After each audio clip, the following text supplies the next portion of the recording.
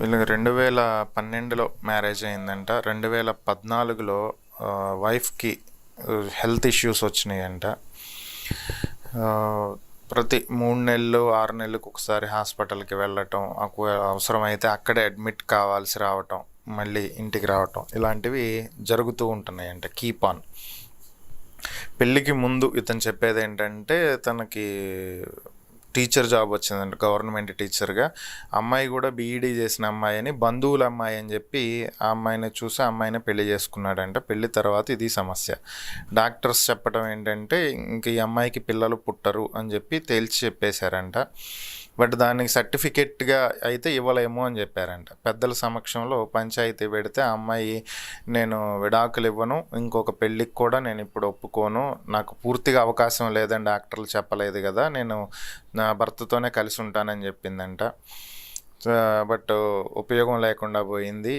2022 నుంచి ఆ అమ్మాయి ఆరోగ్యం పూర్తిగా క్షీణించటం, ప్రజెంట్ డయాలసిస్ చేస్తున్న స్టేజ్కి వచ్చిందంట.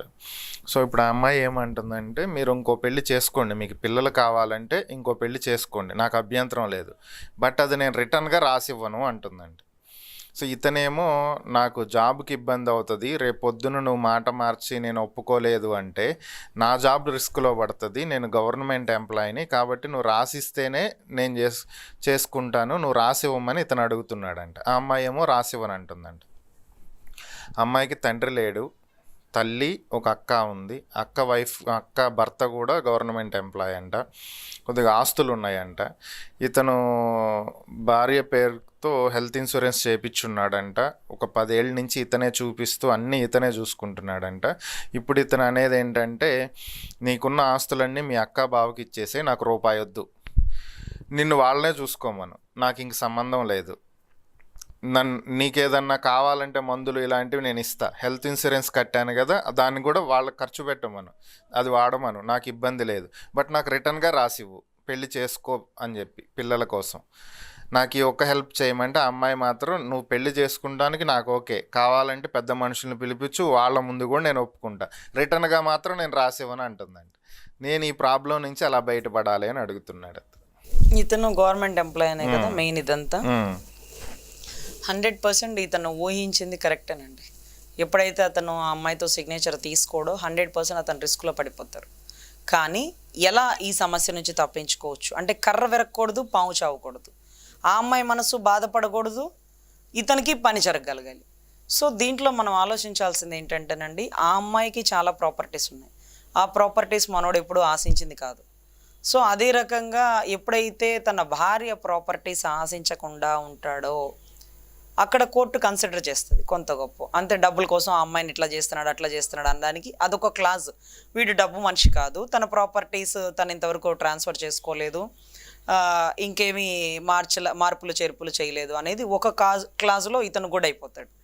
ఇంకొక క్లాజ్లో, ఏ గ్రౌండ్స్లో ఇంకొక పెళ్లి చేసుకుంటావయ్యా అని అడిగితే పిల్లల కోసం అంటాడు. మరి ఆవిడకి విడాకులు ఇచ్చి కదా చేసుకోవాలి, ఆవిడ సమ్మతితో కదా చేసుకోవాలి. ఇప్పుడు ఒక కాగితం మీద సంతకం పెట్టిస్తున్నాడండి. నిజంగా అతను అడుగుతున్నాడు ఆమెను, ఈ కాగితం మీద సంతకం పెట్టు, నేను కానీ నీకు మంచి చెడు చూస్తాను, నేను ఇంకో పెళ్లి చేసుకోవడానికి నీకు ఇష్టమైన సంతకం పెట్టాడు. ఆ సంతకం ఎలా చెల్లుతుందండి?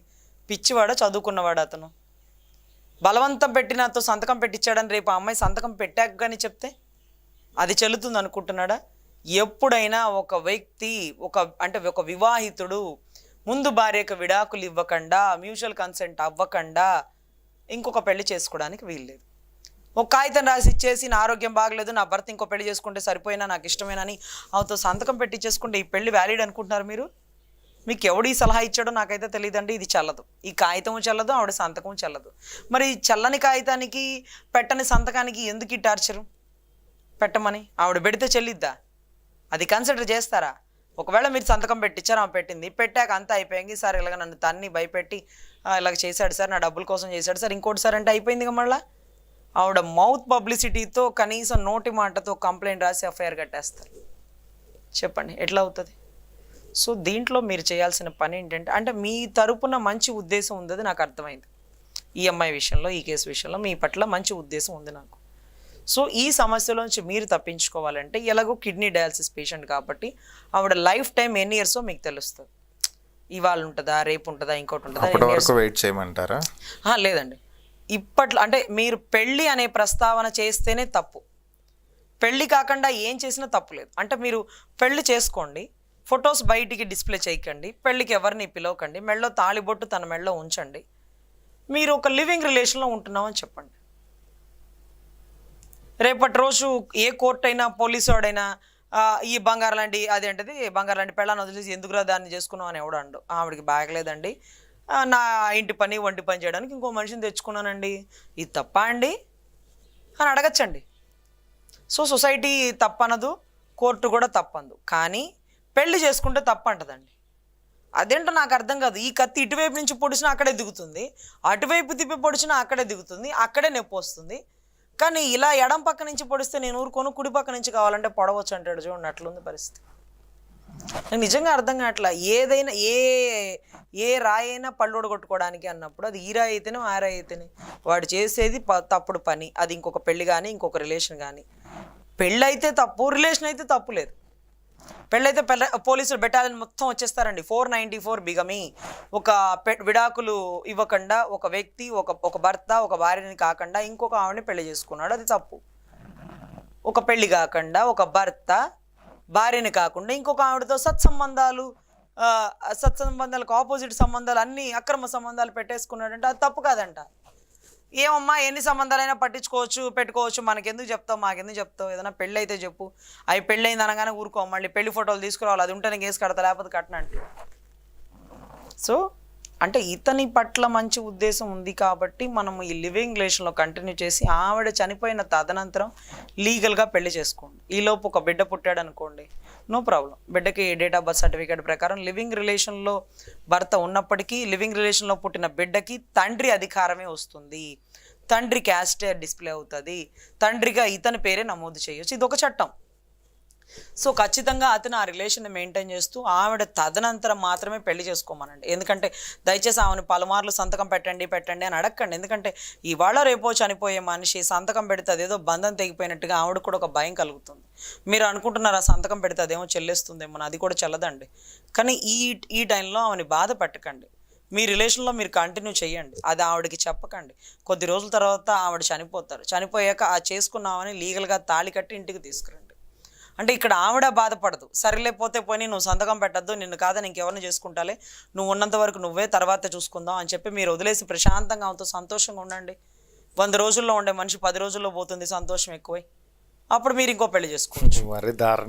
లేదండి, ఎందుకంటే ఆవిడ బాధ పెట్టి భయపెట్టి ఆవిడ రోగం పెరుగుతూ ఆవిడ పోరాటం చేస్తుంది. వీడు చేసేసుకుంటాడేమో మన కంగారుతో, వీడు చేసుకోడు, వీడు మంచివాడు నా భర్త అంటే ఎంత ప్రశాంతంగా. అంటే చనిపోయే ముందు ఒక ప్రశాంతత మనం ఇస్తున్నాం ఆ భార్యకి.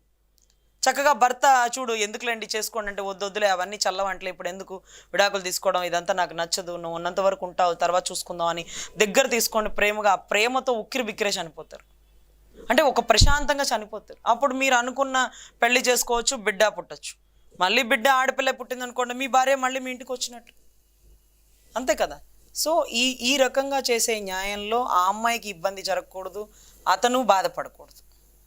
కానీ పలుమార్లు పదే తనలో రోగం ఉంది కదా, లోపం ఉంది కదా అని సంతకం పెట్టు అంటే చచ్చిన పావును ఇంకా చంపడం అవుతుందండి. అదే రకంగా నిజంగా ఒక భర్తకి కిడ్నీలో రోగం వస్తే భార్య వెంటనే నేను ఇంకొకరితో బిడ్డను కనాలి మీరు సంతకం పెట్టమంటే ఈ చట్టం ఊరుకుంటుందా అండి? లేకపోతే అసలు సొసైటీ ఊరుకుంటుందా?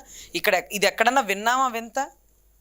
భర్తకి కిడ్నీలో ప్రాబ్లం వచ్చిందండి, ఎలాగ వంశం నిలబెడతాను, ఇంకొకరిని పెళ్లి చేసుకుంటాను, నువ్వు సంతకం పెట్టాను. ఈ భార్య ఆ భర్తను అడిగితే వీడు బతకగలుగుతాడా? సిగ్గుతో చచ్చిపోతాడు. కానీ ఎంత ధైర్యంగా భార్యని 10 సార్లు అడిగేస్తున్నాడండి, సంతకం పెట్టు, నీ ఆస్తి వద్దు, నువ్వు వెళ్ళిపో, మెమ్మోళ్ళ ఇంట్లో ఉండండి అంటే. రోగం వస్తే పంపించేస్తారా? నీకు రోగం వస్తే నిన్ను కూడా పంపించేస్తే తప్పు ఎవరు చేసినా తప్పేనండి. ఇద్దరు ఒకరికొకళ్ళు బాధపడకుండా ఒక రకమైన మహానటి డ్రామా లాగా నటన చేసుకుంటూ ప్రశాంతంగా అమ్మాయిని పోయే వరకు ఉంచితే తర్వాత మీరు నచ్చిన ఆట ఆడచ్చు. ఎందుకంటే నేను మిమ్మల్ని కూడా తప్పను, ఎందుకంటే మీకు వయసులో ఉన్నారు, మీరు బిడ్డల్ని కనాలి, భార్యతో సంతోషంగా ఉండాలి, మీకు ఉంటుంది. కానీ ఆ అమ్మాయిని కూడా ఒక్కసారి దృష్టిలో పెట్టుకోండి.